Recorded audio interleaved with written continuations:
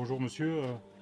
Donc on va rentrer pour la première fois, nous, dans votre parc. On a entendu beaucoup parler de cet endroit. Et donc je crois que vous êtes un petit peu le chef ici, le patron, celui qui dirige un petit peu ce parc et qui a fait dans les Pyrénées, en tout cas côté espagnol, et puis bon, on est à la frontière, en tout cas entre la France et l'Espagne, un écrin quoi, de nature. Et surtout une réserve, de ce que je comprends, une véritable réserve naturelle où il y a des animaux que l'on peut voir qui sont Ouais. typiques des Pyrénées. Bonjour, moi c'est Monsieur Armingol, Patrice. Oui, J'ai travaillé 20 ans au parc animalier des Angles d'accord, et c'est vrai que ce projet a été initié par le Conseil général du Val d'Aran oui, il y a tout simplement un peu plus de 10 ans, puisque nous on a ouvert il y a 10 ans, mais le projet a été initié quelques années auparavant d'accord, et les Espagnols se sont trouvés confrontés à des problèmes techniques et financiers, problèmes d'accord, techniques dus au site. oui, Ils n'avaient pas d'entreprise spécialisée par rapport aux animaux à présenter au public. Financièrement, ça a été dur sur la fin. Ils n'avaient plus les moyens de boucler le projet. Donc nous, en d'accord, 2012, on a répondu à une délégation de service public. Délégation de service public, c'est ce qui lie une collectivité locale en France à un établissement d'accord, public comme un conseil général ou une commune. Nous, on est lié au conseil général du Val d'Aran, donc on a un bail de 20 ans ici. d'accord. Donc on a ouvert en avril 2013 et cette année on fête nos 10 ans d'ouverture. Ah ben voilà, super. Voilà, c'est Voilà, super, magnifique. donc le site, pour parler du site en lui-même, Oui. c'est un site de 19 hectares, donc une vingtaine d'hectares, découpé en deux parties. On a une partie haute, une partie conifère, une partie basse avec des feuillus. Donc ce sont deux parties totalement différentes. Le D'accord. parc, on l'a volontairement découpé en deux parties aussi. Toute une première partie d'immersion dans laquelle les animaux sont en liberté et une deuxième partie sur laquelle chaque espèce a un enclos spécifique. Moi, je D'accord. pense tout simplement aux ours, aux loups, etc.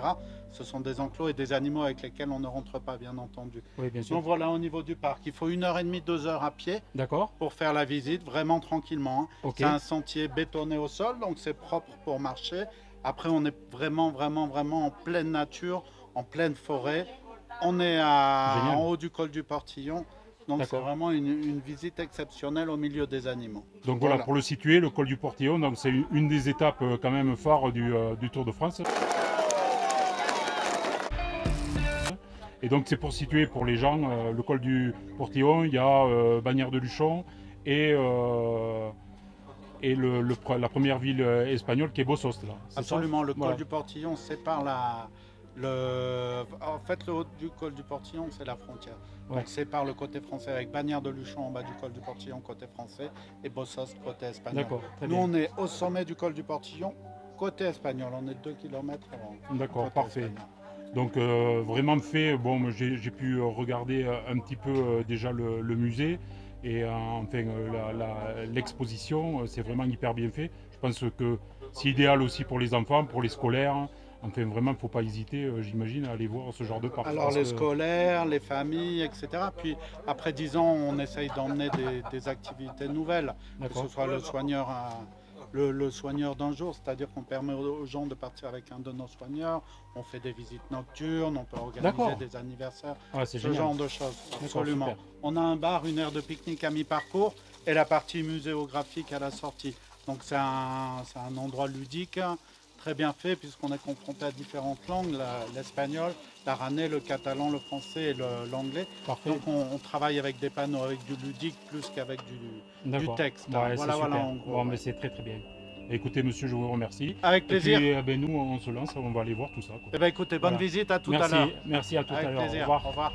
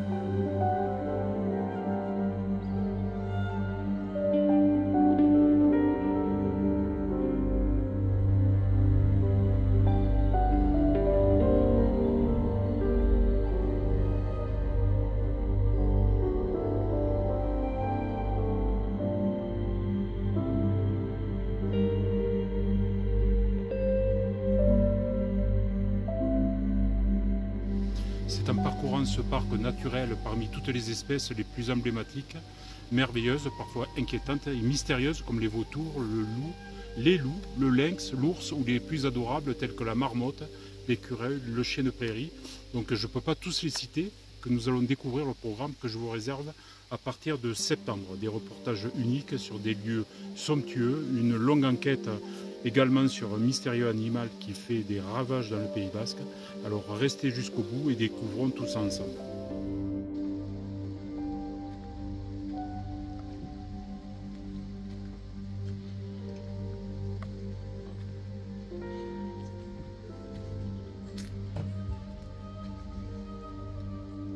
Alors quand vous progressez dans le parc, en fait, vous rencontrez des portes, des sas comme ça, qui permet de sécuriser en fait les animaux. Donc vous rentrez par une première porte,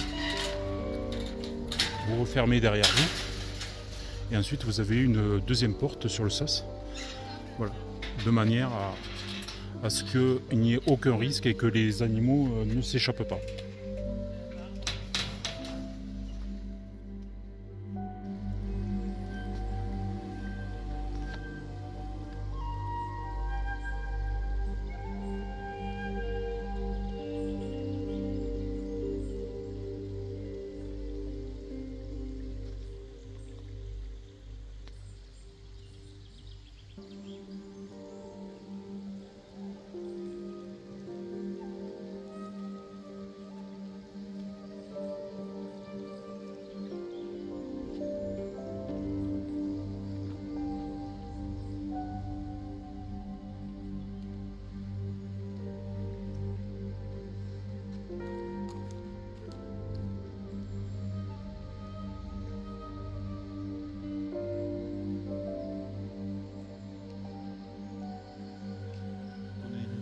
Allez les amis, nous continuons notre progression et nous arrivons au deuxième sas. Ça c'est quand même, j'avoue que c'est hyper bien foutu, hyper bien fait.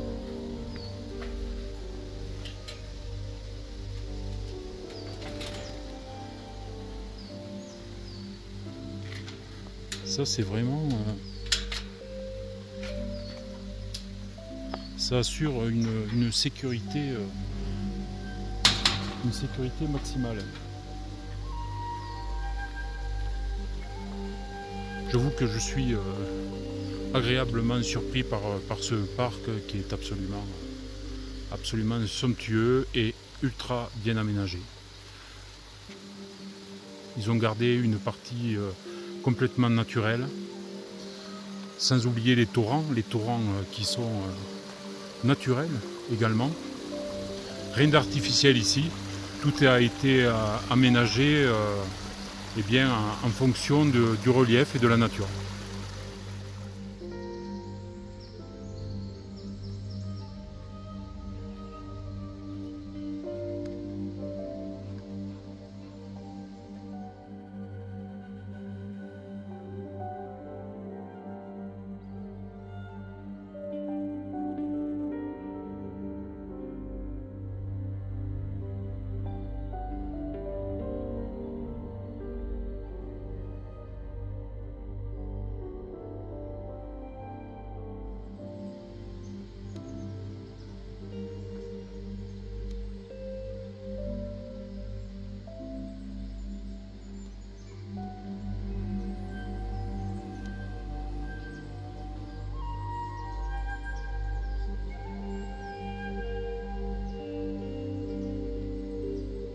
Les amis, c'est quand même extraordinaire de pouvoir s'approcher autant de loups blancs, et ça donne une impression incroyable en plein milieu de la forêt. C'est vraiment voilà, ces animaux, malgré tout ce qu'on peut dire, ne sont pas en cage, mais réellement dans une réserve construite pour eux.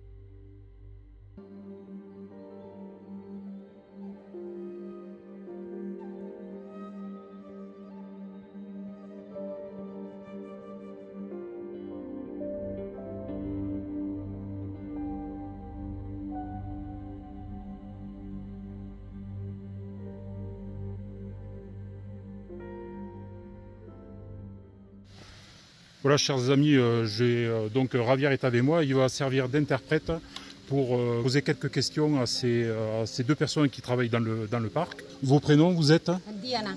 Diana et Carlos. Voilà, tous deux travaillent dans le parc. Et là, en ce moment, qu'est-ce qu'ils font? Están poniendo una tela Sí. para proteger de los animales. De los animales, d'accord. La corteza, porque si no, La corteza del árbol. sí, acaba así. Ok, Acaba así. d'accord. La corteza. Ils soignent les animaux también? Ils ¿Vosotros donnent... también os encargáis de los Sí, animales? aquí Sí, todos comida, sí. hacemos todo. Mantenimiento, todo, sí. Todo. Ils font tous, d'accord. Hace mucho que estáis aquí. Carlos, sí. Sí, ya 9 años. Carlos, 9 años. ¿Desde que abrió? o? Sí, un año menos, bueno, hace 10 años que está abierto el parque Sí. y yo pues 9 años llevo ahora. Ahí, Sí. sí, 9 años. Un sitio precioso para trabajar. Sí. La verdad es que sí. ¿Qué os encargáis también, por lo que he visto, de la jardinería, de todo? Sí, sí, todo, todo. Sí. Chicos, para Cortar todo. todo. Quels sont les animaux les plus délicats, les plus dangereux? Los más delicados. Sí, los más delicados, los más peligrosos. El más delicado. Sí, más delicado. Ahora, El corzo. el corzo. El corto. Más delicado el Sí, corzo. siempre. Sí. Más delicado. Ah. Sí, el más Con más delicado. enfermedades, sí. Sí. Y el más peligroso, el lince. El lince Lince. también. Ah, lynxé. Sí. Lynxé. El lince es peligroso. Sí. Ah. Sí, porque el oso, como tiene un espacio para estar parado, pues, Ah. Sí. pues no nos acercamos a él. No Es nos muy acercamos. directo. On a vu qu'il y avait des sas, puertas, dos puertas. Sí, por lo que hemos visto está compartimentado el parque para si hay alguna fuga o algo. Sí, tiene doble puerta. Pues Bueno, si para queda que uno una se- abierta, pues la otra ya está cerrada. Mm, Ujú. Sí, sí. Para que los Ok. animales tienen su propio hábitat y donde se junten unos con otros. Claro. Bon, en tout cas, le parc est très, très beau, très bien entretenu. Merci pour votre travail et puis bonne continuation. Gracias, muchas gracias por todo.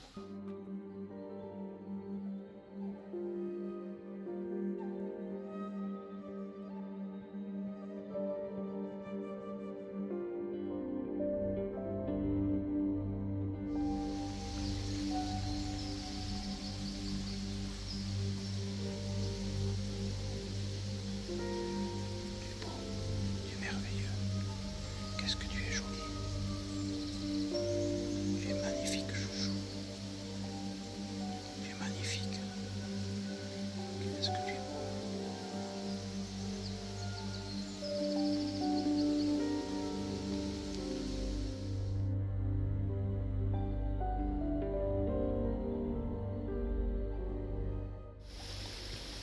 C'est à 50 km d'ici que ma caméra s'est arrêtée sur un lieu unique, car invisible la plupart du temps.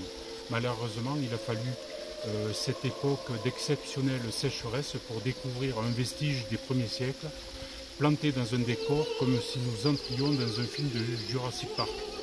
Et pour tomber en arrêt devant un décor presque lunaire, l'ancien lit d'un fleuve aujourd'hui asséché, et révélant, comme par magie, un ancien monastère englouti. Nous irons nous balader au cœur même du lac, sur des limons, comprendre la vie des premiers moines perdus au cœur de cette nature presque hostile, et essayer d'entendre, selon la légende locale, leur chant mystique.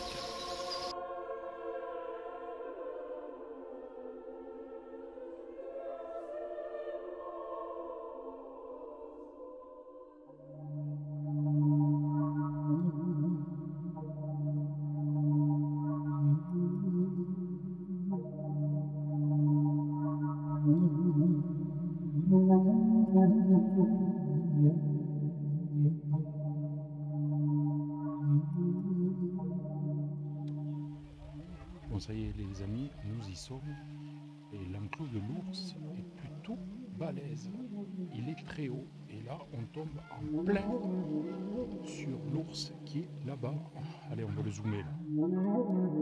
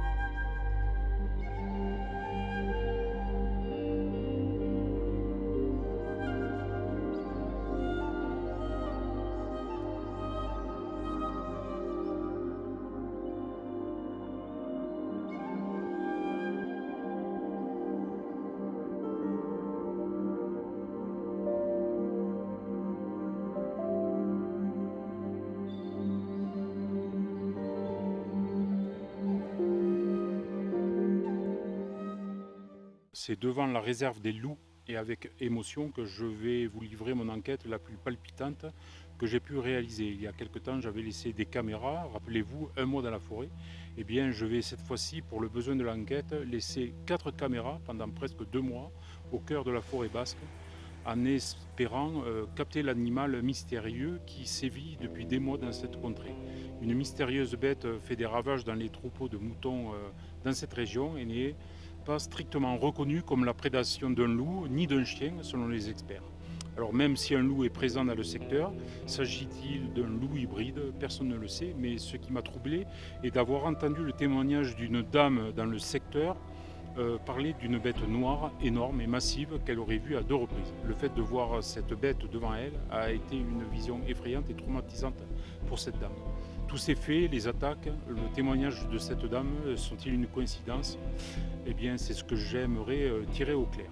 Ces explorations vont se dérouler sur au moins 2 épisodes. Je vais camper sur place avec des tournages de jour et de nuit au cœur de la forêt sur au moins 4 jours. J'avoue être inquiet car à l'heure où je parle, le deuxième épisode n'est toujours pas tourné. À l'issue de cette vidéo, je repars dans quelques jours dans le Pays Basque pour une investigation nocturne plus poussée et récupérer enfin mes sentinelles, mes caméras de chasse. D'autres projets sont aussi à l'étude, comme un lieu, une zone en haute montagne, complètement isolée, où l'on tombe sur un cercle de cromlech à la pointe d'un col, comme montrant du haut de ces pierres mystérieuses un lien entre la terre et le ciel. Donc une perspective de soirée à la belle étoile. Voilà un peu, chers amis, les prochaines aventures que nous vivrons ensemble à partir de septembre. De mon côté, je continue à prospecter pour trouver des lieux qui ne sont pas connus du grand public, car vous le savez désormais, je cherche eh bien, la part d'insolite qui réside dans ce que l'on pense comme ordinaire. Je vous souhaite donc de très bonnes vacances à tous. Profitez si vous le pouvez, de cette nature qui nous est offerte. Soyez prudents et rappelons-nous cette phrase du chef indien Seattle qui se trouve être peut-être finalement le message le plus important de ce parc. La terre n'est pas un héritage de nos parents, nous l'empruntons à nos enfants. À très bientôt, je vous embrasse très fort.